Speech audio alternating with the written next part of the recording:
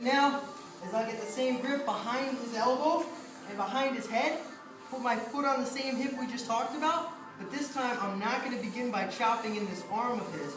All I'm going to do is swing to my side and swing this leg over. Now this is not ending me up in an armbar, right? Yes. It's not getting me in a triangle. If this was in front, I'd be in a triangle because the arm's out. When the arm's in, now we end up in this kind of an orientation. So maybe here I can get my tap. Most of us have seen this fundamental armbar. 1, 2, again I have the tricep back of the neck, foot on the hip. I can bump a little bit, swing, swing. Knees tight, I can get my finish. What we're going to have Nate do now is Nate's going to pull this arm out of this orientation. Yeah, so he pulls this arm out. At which point what I need to do is just open this leg up, bring this to the side of this neck, as I make the shin the rotor of my body. So I don't want to do this. And then try to squeeze and finish. Wrong angle. I'm staring right at his shoulder. I don't want to be able to see that shoulder. So as this leg passes over, watch. My body needs to be the rudder. I chop all the way to my side. Now I can't see the shoulder at all.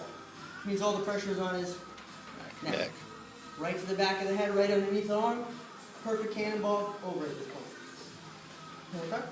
So same setup, I'm just not getting under the arm first. So I'm going to end up in an armbar instead of a triangle. Foot on the hip. I can even bump out and make a little bit of space and swing into it. I actually prefer to. I like my armbar that way, almost like my triangle, even though I don't shin smash.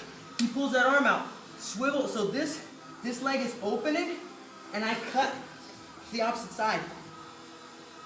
Under, grip, squeeze. Okay? So I'm literally, if Nate isn't there, I'm here in an armbar, this leg opens and I swivel to the far side. So I use the momentum of this leg, opening and swiveling, to chop to the far side. Underneath the arm, behind the head, all the elements of a good triangle finish. Same cannonball deal, we're just swiveling into it. So the setup is similar, we're just hitting an armbar first, then we're rocking to the other side for a triangle. Okay, we'll work on this setup, then we're going to talk about individual details of making it tight before we get our good drills in. Okay, so 1, 2, 3.